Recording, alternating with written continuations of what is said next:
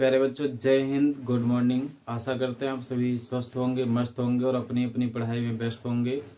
आज की टॉपिक है राउल्ट का नियम और राउल्ट के नियम की कमियां या सीमाएं।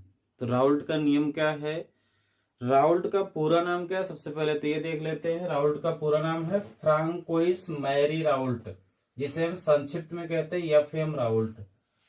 तो राउल्ट ने सन 1887 ईस्वी में तन विलयन से संबंधित एक नियम दिया था। क्या नियम है? राउल्ट के नियमानुसार क्या होता है कि किसी तन विलयन के लिए स्थिर ताप पर, किस पर? स्थिर ताप पर किसी तन विलयन के वाष्प दाब में होने वाला आपेक्षिक अवनमन विलयन में उपस्थित विलेय पदार्थ के मोल प्रभाज के बराबर होता है।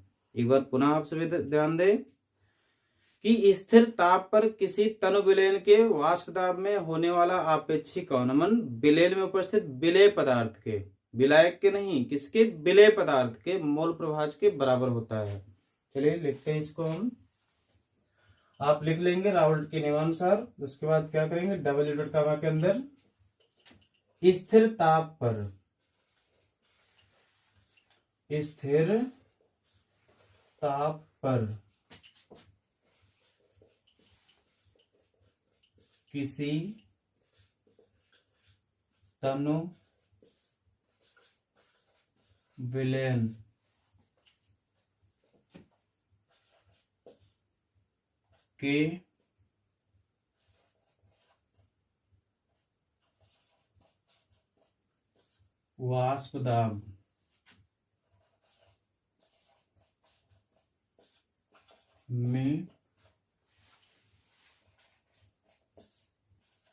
होने वाला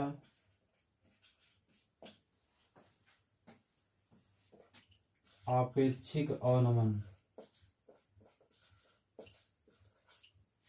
आपेक्षिक अवनमन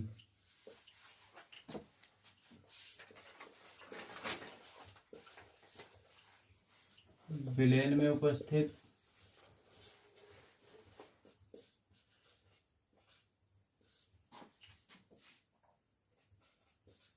विलेय पदार्थ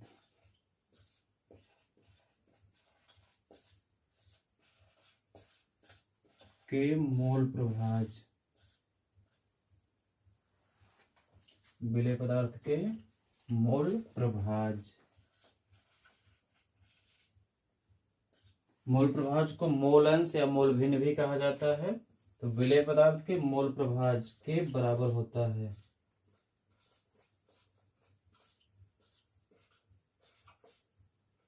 विलेय पदार्थ के मोल प्रभाज के बराबर होता है। तो राउल्ट का नियम क्या कहता है कि स्थिर ताप पर किसी तनु विलयन के वाष्प दाब में होने वाला आपेक्षिक अवनमन विलयन में उपस्थित विलेय पदार्थ के मोल प्रभाज अर्थात मोल भिन्न या मोल अंश के बराबर होता है। चलिए देखते हैं, अर्थात इसका क्या मतलब निकल के आता है।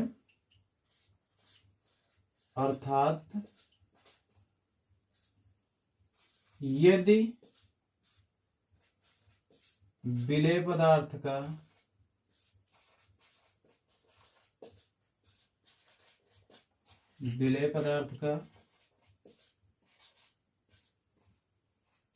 मोल प्रभाज या मोल भिन्न स्मॉल n बटा small n plus capital N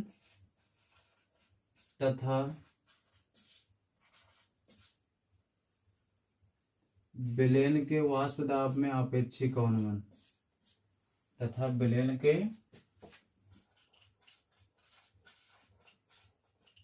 वाष्प दाब में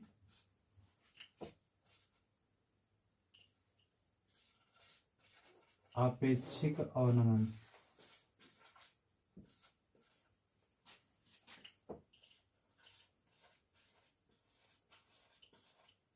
आपेक्षिक अवनमन P माइनस पी एस बटा P हो तो राउल्ट के नियमानुसार क्या होगा? तो राउल्ट के नियमानुसार तो राउल्ट के नियमानुसार हो जाएगा प्यारे बच्चों ये स्मॉल एन बटा small N plus capital N बराबर हो जाएगा पी माइनस पी एस बटा कैपिटल पी।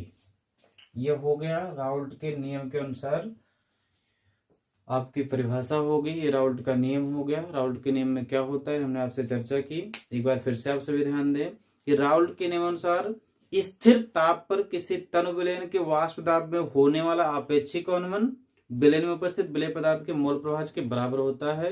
यदि विलेय पदार्थ का मोल प्रभाव जो हो स्मॉल एन बटा small N plus capital N हो और विलेय पदार्थ विलयन के वाष्प दाब में आपेक्षिक अवनमन पी माइनस पी एस हो, पी माइनस पी एस बटा पी हो, तो क्या हो जाएगा राउल्ट के नियम अनुसार ये हो जाएगा स्मॉल एन बटा small N plus capital N बराबर हो जाएगा पी माइनस पी एस बटा पी। आप समझाते हैं विलेय पदार्थ का जो मोल प्रभाव होता है वो स्मॉल एन बटा small N plus capital N होता है। अगर यही विलायक का मोल प्रभाव हो जाए तो कैपिटल एन हो जाएगा ऊपर, तो कैपिटल एन बटा हो जाता है small N plus capital N. तो चलिए आगे बात करते हैं हम कि राउल्ट के नियम की कमियां या सीमाएं क्या हैं। तब तक आप इसको नोट कर लीजिए, स्क्रीनशॉट ले लीजिए, फिर आगे हम बढ़ते हैं।